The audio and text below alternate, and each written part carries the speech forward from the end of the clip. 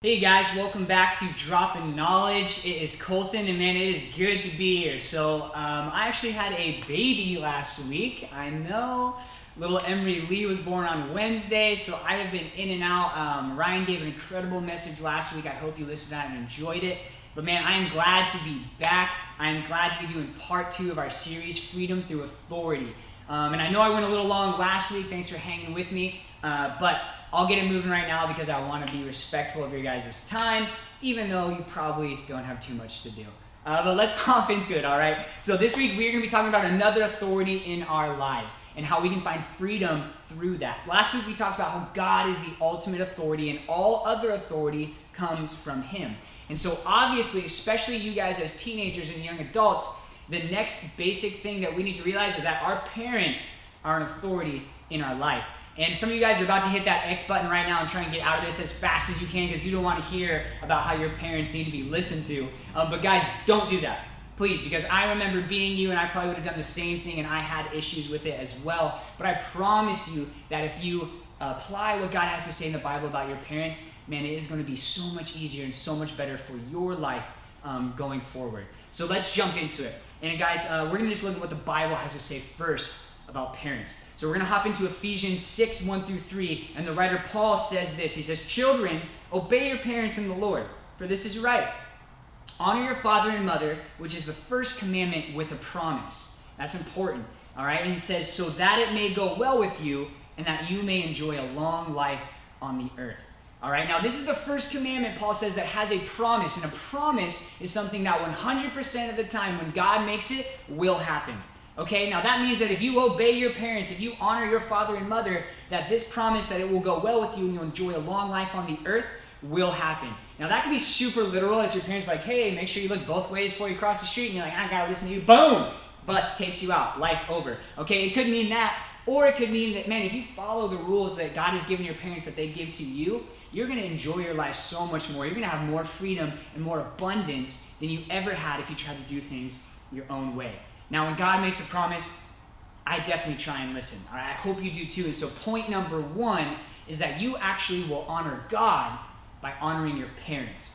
All right? And that's because God put your parents in your life for a reason, for a purpose. And if you have a hard time just getting past the fact of honoring your parents, and that means like walking obedience and being respectful when they're not around, that's what honor is. If you can do that, right, if you have a hard time wrapping your head around that, you got to know that you're at least honoring God by doing that. So even when they don't make sense, even when it's frustrating, I remember times talking to my parents and I was like, "I'll respect you and you respect me." First of all, ludicrous for anyone to say that, but I did.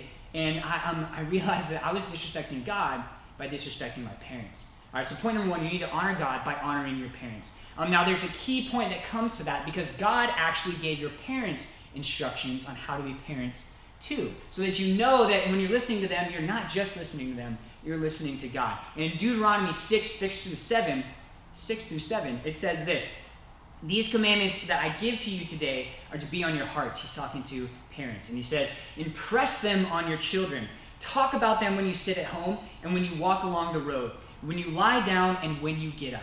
All right, so he's saying, I am telling you things, parents, about how to live a life with me. And what I need you to do is to instruct your kids when they wake up, when they're going to sleep, when you're walking, when you're sitting, when you're at school, when you're eating. All these times, your job is to teach them and instruct them about me and about what I have taught you.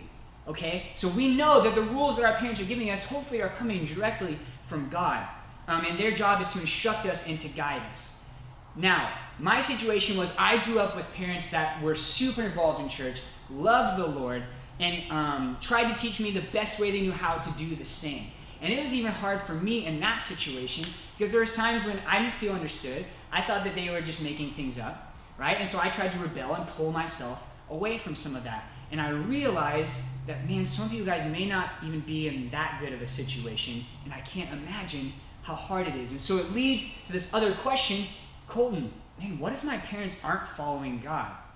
That's difficult, but the Bible says something about that too, and it talks about it multiple times, if you can believe it or not, because throughout the history of the world and in the Bible, there's been times when God puts authority over our lives that may not be following him, and we are still called to submit and honor God by honoring them.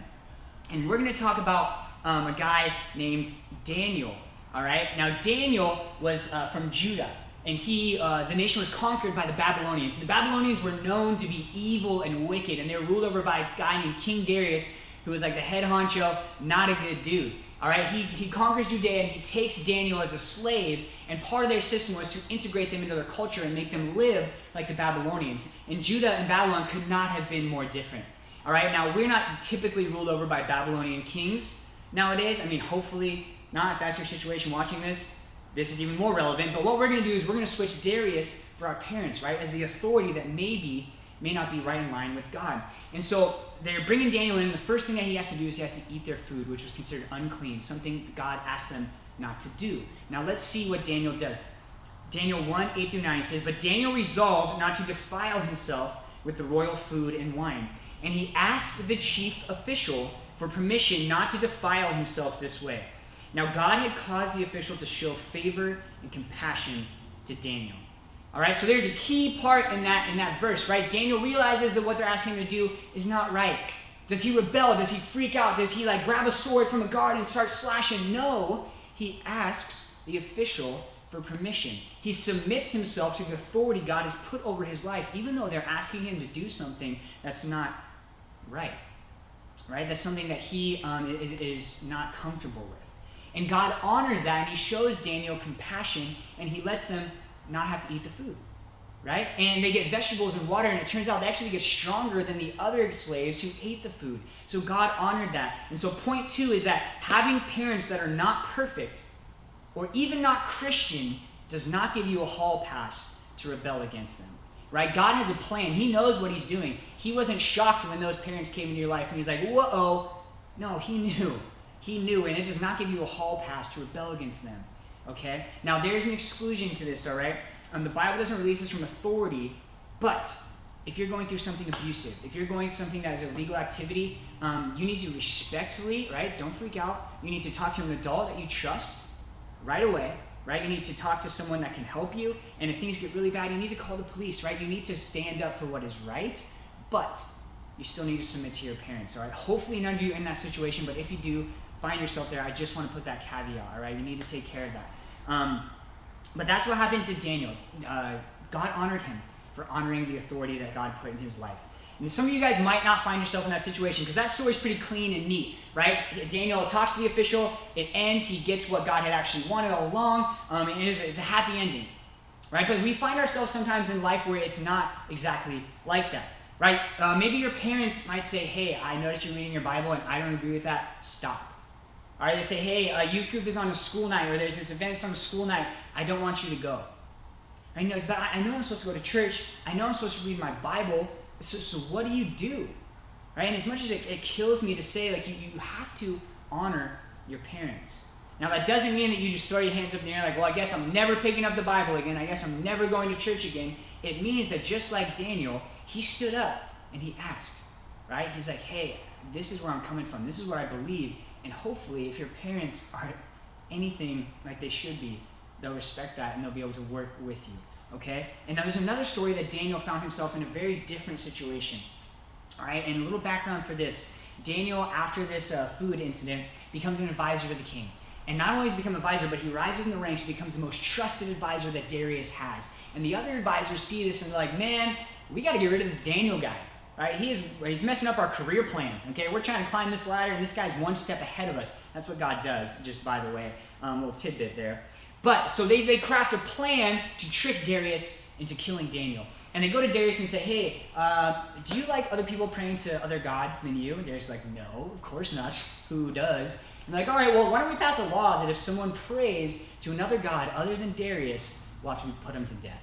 And Darius is like, "Yeah, that sounds good," not knowing that Daniel prays to God all the time, while these advisors knew it 100%. Okay, so he passes the law, and Daniel hears this, and it's hilarious. The first thing he does is like, "Man, I got to pray about this." right? He's like, I gotta go seek God because I need help. This is a bad law and I am in trouble. So I need the guy who gets me out of trouble. So he goes and he doesn't hide in a closet. He goes onto his patio where he can see the whole city, and he starts praying. He's like, God, I need help with this. There is a law that could get me killed. What should I do? And the advisors, I imagine, just had binoculars, ha, yes, right? We got him. And so they go to Darius and like, hey, didn't you say there's someone prays to God other than you will put him to death? Darius is like, yeah, of course. They're like, oh, well, your boy Daniel did that. All right, so he needs to go. And Darius gets heartbroken because he loves Daniel and he knows Daniel's a good man and he realizes these guys tricked him, but he can't go back on his word. So sorrowfully, he grabs Daniel. You guys know the story, takes him to the lion's den to be put to death. And that's where we're going to pick up this story in Daniel 6, 20 through 22. They throw him in the den, they close the gate, and they come back the next day. And when he came near the den, and that's Darius, he called to Daniel in an anguished voice. He said, Daniel, servant of the living God. He knew who Daniel stood for. Has your God, whom you serve continually, been able to rescue you from the lions? Now, I don't know if Darius was asking this and just crossing his fingers, hoping for a response, but knowing he probably wasn't going to get one. And then get this. Daniel answered, may the king live forever. My God sent his angel, and he shut the mouths of the lions. They have not hurt me, because I was found innocent in his sight, nor have I ever done anything wrong before you, your majesty. That last sentence is incredible. Daniel was just thrown into a lion's den for his faith. And throughout this whole thing, he did not dishonor God, and he did not dishonor the king. Right? He submitted himself to God first. He kept praying, and then he submitted himself to the king, the authority that God had put over his life. And he suffered the consequences for it, but God honors people who honor him. All right? God honors people who honor him and submit to the authority he's put in his life, even when it's difficult. And you guys may find yourself in one of these three situations. Right? You may be like me, where you're growing up with a church family that has your best interests at heart, and they are seeking God to know how to raise you the best way. And man, we got to swallow our pride. That was what I had to deal with, because I thought I knew best. I read my Bible and was like, I'm going to submit to God, not you, to my parents. Right? And that was not what God had for my life. And man, you guys might have to swallow your pride and just do what your parents are telling you to do. And that's hard. That's hard to do. I get it. But you guys might also find yourself in a situation where your parents don't follow Jesus. And maybe they're not actively against you, but they're just kind of on the fence. And they're like, yeah, I mean, I guess you can go to youth group, but I don't get it. Whatever. Right? Now, don't rebel. Don't freak out. You are a reflection of Christ to them. Right? They're looking at you, seeing you go to church, and they're like, hey, so my son or daughter is a Christian. What is it like to be a Christian? Man, if we throw a bad vibe at them, that could change how they view Jesus. So it is up to you to be a good reflection of Christ to your parents. And who knows what God could do with that. And then third, you guys might find yourself in a situation where your parents are actively against you and you walk with Christ. And man, I hope and pray that is not your situation, but I know it might be. And still, you guys, like I said, if they ask you to do something that is wrong, that is against God, man, you got to follow his authority first. But if it's something that you just don't understand or something that you just don't want to do, I'm sorry, but you still got to respect your parents. And we still serve the God of Daniel, right? And what that means is that if you are a good reflection of Christ by submitting to him and to submitting to your parents, he can use that in a way that could change nations, right? He has the power to shut lions' mouths. And if you are willing to follow him and honor him by honoring your parents, their minds will be changed, and God will work in a situation that could change an entire nation. So guys, I want to encourage you that your parents are in your life for a reason, and they are trying the best they can. I know that for a fact. But guys, we got to submit to God, honor him by honoring our parents. And if we do that, who knows what God could do in our communities, in our neighborhoods, in our families, and in our world, right? So I encourage you, and I will see you next week. I love you guys.